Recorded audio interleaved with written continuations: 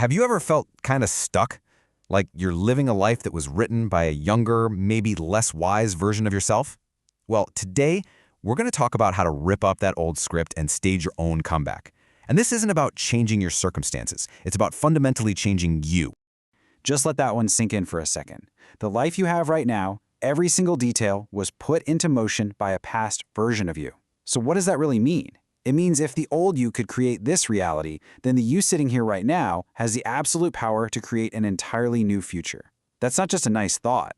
That's the starting line for real change. So here's our game plan. First, we're going to talk about the raw power of making a decision. Then, we'll dive into how to win that battle in your own head. After that, we'll get into how action earns you respect, how to find your deepest purpose, and finally, we'll see why your life itself is the ultimate answer. All right, first up, this is the foundation for everything else. Absolutely nothing changes, nothing begins without the power of a single conscious decision. This is where your new future gets designed. Look, it doesn't matter if you feel like you're on top of the world or at rock bottom. Right here, right now, you get to draw a line in the sand. You can say, okay, this is who I'm going to be from now on. This is what I'm going to do. This isn't about wishing or hoping. It's about choosing. The power to define your future self is right here in this moment. So how do you do it? Well, it breaks down into a pretty simple three-part process. Step 1, you make a clear, firm decision. Step 2, you find people who are already living the life you want and you model their behaviors. What do they do every day? And step 3, through that consistent action, your outside world literally starts to change to match what you decided on the inside. So, you've made a decision. Awesome. But now comes the real fight. Now you have to face your biggest opponent, which is usually yourself. Let's talk about how to conquer the fear and self-doubt that try to wreck every comeback before it even starts. You know, fear isn't just a feeling we get when we're scared. It's more like a disease. It's a total dream killer. It's that invisible force that whispers in your ear, telling you to play it safe, to not even try. Recognizing fear for what it is, the main bad guy in your story, is the first step to beating it. And you want to know fear's favorite weapon? It's a tiny, quiet little word, can't.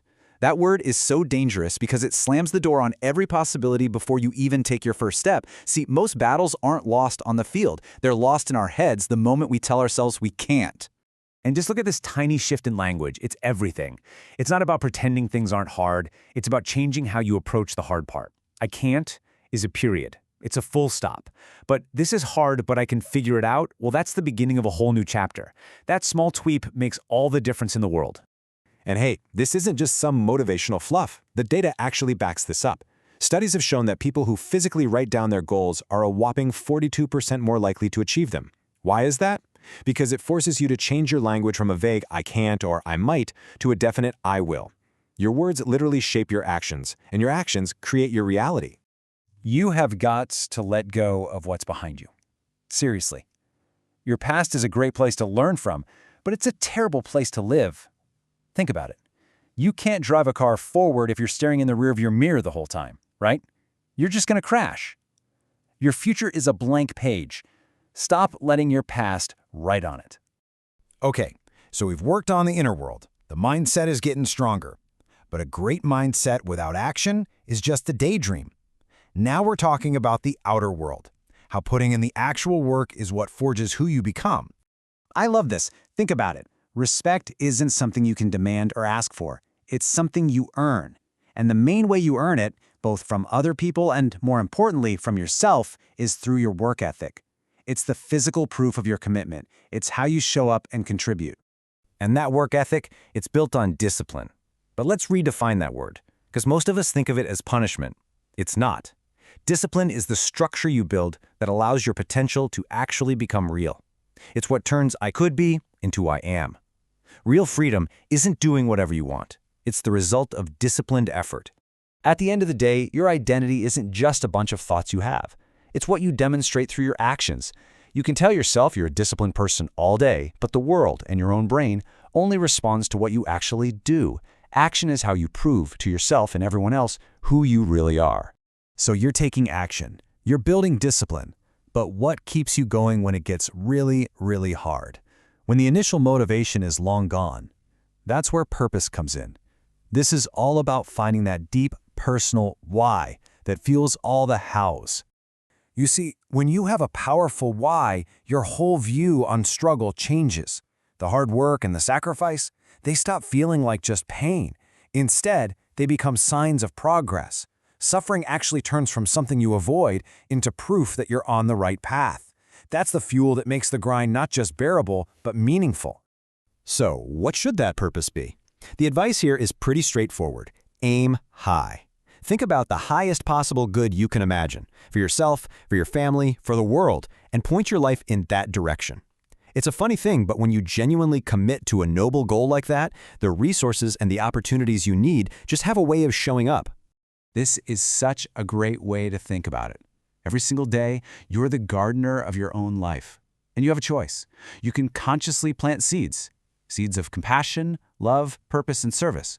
Or you can just let the weeds of ego, envy, and fear take over the whole plot. Living a purposeful life is an act of daily, conscious gardening. And all of this brings us to our final and maybe our most important idea.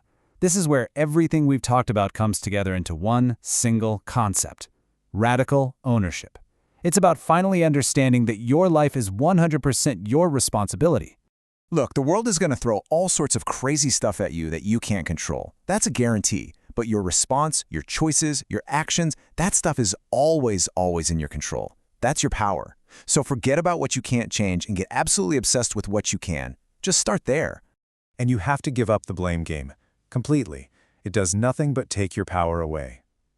Real solid self-esteem doesn't come from people patting you on the back.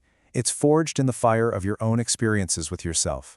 It comes from knowing that you kept the promises you made to yourself, that you did the hard thing when no one was watching. It is an inside job, period. So often we look out at the world and ask, what's the meaning of all this? But maybe we've got it backward. Maybe life is asking us.